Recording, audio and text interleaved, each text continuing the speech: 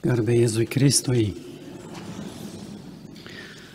Šiandienos Evangelija nukreipia mūsų žvilgsnis į dvi figūras – Mariją ir Mortą, Lozorijaus seseris, gyvenusias Betanijoje. Šios dvi moterys simbolizuoja du skirtingus požiūrius, kuriuos galime pasirinkti savo gyvenime, kurdami santykį su Dievu. Tradicinis šios Evangelijos aiškinimas sako, kad Morta atspindi veiklų, aktyvų žmogų, o Marija ta, kuris nuolat tyliai meldžiasi Dievui. Šiandien kviečiu pažvelgti šią istoriją kiek kitaip, kaip į Evangeliją, kuri parodo du krikščionių tipus.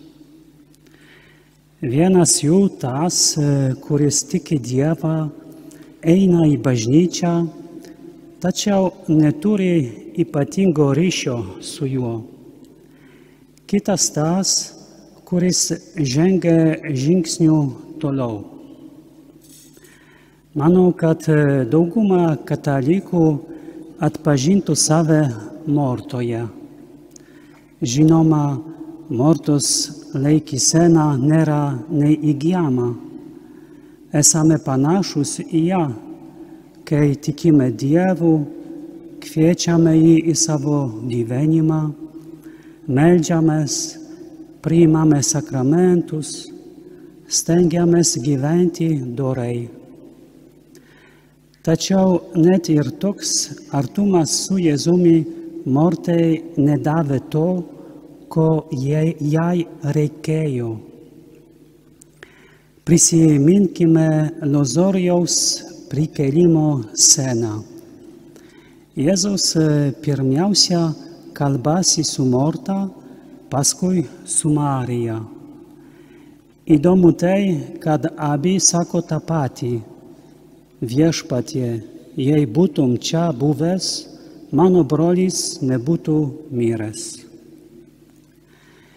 Išoriškai pokalbiai atrodo vienodi, tačiau po pokalbio su Marija Jėzus susijaudina ir įvyksta stebuklas. Lozorijaus prikėlimas. Tai reiškia, kad Mortos ryšiui su Dievu kažko trūksta, kažko, kas leistų Dievui pasirodyti kaip visagalė, stebuklus daranti jėga. Kokia tad yra Mortos problema? Evangelijoje girdime, kad Morta rūpinasi triūsia virtuvėje, kad galėtų pamaitinti Jėzų, kuris juos aplankė. Ji puikiai šeimininkė, bet vienu momentu ji prieina prie Jėzaus ir su priekaištu klausia: Viešpatie, ar tau nerūpi, kad mano sesuo paliko mane vieną tarnauti? Įdomu tai, kad Evangelijoje yra dar viena vieta, kurioje ištariami labai panašus žodžiai, tačiau visiškai kitomis aplinkybėmis. Tai audros ežere scena, kai mokiniai kovoja su siautėjančia audra ir jau praranda viltį išlikti gyvi.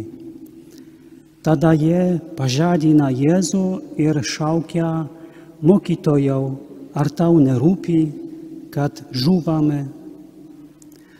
Šių dviejų biblinės scenų palyginimas rodo, kad Morta mato tikrovę iškreiptai. Į tą patį išsireiškimą pagalbos šauksmą gyvybei grėsiant pavojui vartoja kalbėdama apie maisto gaminimą. Tarsi sakytų, argi tau nerūpi, kad aš čia mirštu virtuvėje? Manau, daugelis iš mūsų kartais mąsto kaip Morta. Mes matuojame gyvenimą neteisingų mastelių. Dėl to, nors ir esame Jėzaus draugai, gyvename baimėje ir nerime. Todėl Kristus jai sako, Morta, Morta, tu rūpiniesi ir sielojasi daugeliu dalykų. Pažvelkime dabar į Mariją. Evangelijoje sakoma, kad jis sėdi prie Jėzaus kojų ir įdėmiai jo klauso. Taip pat žinome, kad tikriausiai ji buvo ta, kuri prieš Jėzaus kančią patepė jo kojas brangių nardų aliejumi. Matome, kad Marijos ir Jėzaus draugystė ypatinga. Jėzus pats ją apgins, kai Judas Iskarijotas ją kritikuos dėl iššvaistyto aliejaus. Kaip pereiti nuo Mortos prie Marijos? Tam nebūtina stoti į vienuolyną. Ne. Bet reikia pasirinkti tam tikrą kelią santykuje su Dievu ir ištvermingai juo eiti. Tas kelias tai adoracijos malda, buvimas su Dievu, kad jį pažintume ir pamiltume.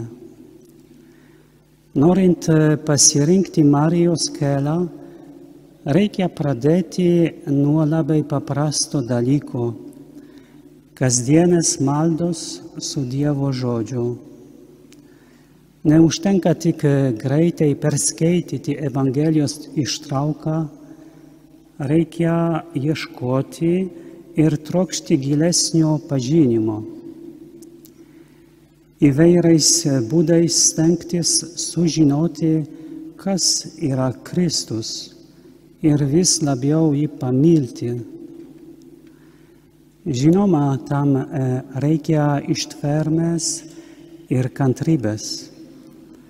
Bet jei diena iš dienos ieškosime, viena Dievo žodis ir jo buvimas mumise sušvis.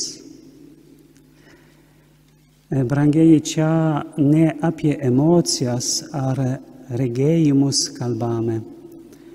Kalbame apie gilų įsitikinimą širdyje, kad jis yra, kad laiko mane savo rankuose, kad man niekas negresia, nes jis mane veda.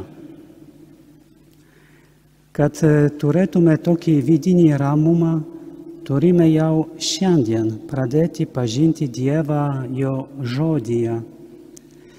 O geriausia vieta tai daryti švenčiausiojo sakramento adoracija.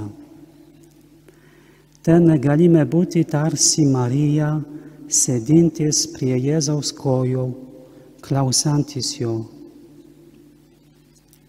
Iš tiesų, kiekvienas iš mūsų trokšta tokio intimumo su Dievu, kokį turėjo Marija.